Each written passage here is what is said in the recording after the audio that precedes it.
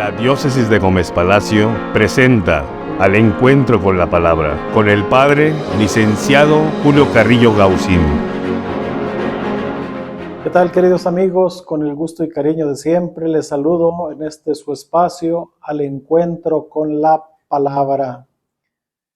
Estamos celebrando la Pascua de Jesús, su paso de la muerte a la vida, y es un tiempo de alegría, de fiesta, porque el Señor está vivo. Y pues la gran noticia no es solamente que el Señor ha resucitado, sino que el Señor nos quiere también a nosotros vivos, vivos en el ánimo, vivos en nuestra fe, vivos en nuestra esperanza. Es decir, también nosotros tenemos que buscar la forma, estando unidos a Él, de vivir como resucitados. Pues en este ambiente de Pascua, pues les saludo con mucha alegría y vamos a continuar nuestra reflexión en las cartas de San Pablo. Hoy vamos a empezar la carta a los romanos. Es una carta pues muy especial porque es como la obra culmen de San Pablo. Es una carta escrita en su madurez. Probablemente ya lleva más de 20 años predicando el Evangelio y es justamente en este momento culmen de su vida cuando escribe esta carta y que dirige a los cristianos de Roma. En este primer momento les quiero hablar un poquito de la carta, las circunstancias que le llevaron a Pablo a escribir esta carta. No sabemos con certeza el origen y las circunstancias de la comunidad cristiana en Roma. Lo único que sabemos por el libro de los Hechos de los Apóstoles, en el capítulo 28, versículo 15, es cuando Pablo llega ya como prisionero, lo llevan a Roma, aunque sabemos que él no estuvo en la cárcel, sino estuvo en una casa custodiado, claro, por algunos soldados, pero fue la única vez que Pablo visitó Roma. Entonces, ¿quién formaba esta comunidad? Probablemente eran judíos convertidos al cristianismo que ya habían conocido a Pablo, sobre todo en las regiones de Galacia, Corinto, Éfeso, donde Pablo ya había estado, y que probablemente se habían ido a Roma. En Roma, sabemos, pues era la capital del imperio. En el siglo I tenía una numerosa población judía. Se contaban alrededor de 10 sinagogas, 10 lugares donde se reunían los judíos a estudiar las Sagradas Escrituras. Sabemos también por la historia que los judíos y los judíos convertidos al cristianismo sufrieron varias expulsiones de Roma.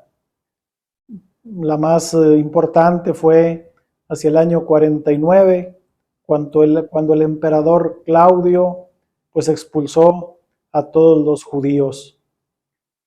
Y esto afectó obviamente a la comunidad, que tuvieron que abandonar Roma. Y entonces la comunidad que quedó ahí fueron esencialmente cristianos procedentes del mundo pagano. Después vuelven los judíos a Roma, los judíos convertidos al cristianismo, y se hace la comunidad, crece la comunidad. Pablo no visitó esa comunidad personalmente, pero para Pablo era un punto referente muy importante en su evangelización. Durante 20 años Pablo ya había predicado en el Mediterráneo oriental. Habíamos visto Galacia, Éfeso, Corinto, Tesalónica, toda esa parte del Asia Menor, lo que hoy es Turquía. Y el deseo de Pablo era llegar con su evangelio, con su predicación hasta el occidente. Su sueño era llegar hasta España. No sabemos si lo hizo o no lo hizo, pero ese era su deseo. Pero sobre todo estaba fascinado por la idea de ir a Roma, la capital del imperio, metrópoli mucho más importante que Corinto o Antioquía. Pablo no había fundado, pues, ni conocía la comunidad de Roma, que seguramente estaba formada por judíos, por cristianos procedentes del judaísmo y la gran mayoría procedentes del paganismo. Esta carta Pablo la escribe probablemente entre el año 55, año 57 desde Corinto. Es una carta importante por su doctrina y por sus orientaciones espirituales. Es una carta de la madurez. Probablemente la carta a los Gálatas había sido como un ensayo de lo que es ahora la carta a los romanos. En ella Pablo hace una exposición profunda y completa de lo que él llama mi evangelio. ¿Cuál es como el punto central de esta carta? Y podríamos hablar que es el tema de la retribución, de la justificación. Hay que entender, y poco a poco vamos a ir entendiendo este término justificar, porque si no se malentiende y se le da una interpretación errónea. El verbo justificar en griego se dice dikaio, se trata comúnmente de hacer justo, se trata de hacer a alguien agradable a los ojos de Dios. En la justificación, Dios, que es justo y santo, justifica a los suyos y los hace capaces de obrar en conformidad con lo que es justo para Él. Es decir, la justificación es Dios que nos habilita con su gracia para hacer el bien. Y claro, hay que entenderlo bien, no basta, como muchas veces se cree, simplemente decir, es que tengo fe, Dios me va a salvar. Por supuesto, es el deseo de Dios salvarnos, justificarnos, pero pues también está de fondo la respuesta humana. Recuerden aquella frase hermosísima de San Agustín, cuando decía, el que te creó sin ti, no te salvará sin ti. Y el mismo San Agustín decía, ama y haz lo que quieras. Con esto San Agustín expresaba que si uno verdaderamente amaba, no tenía que hacer el mal, no tenía que hacer daño a nadie.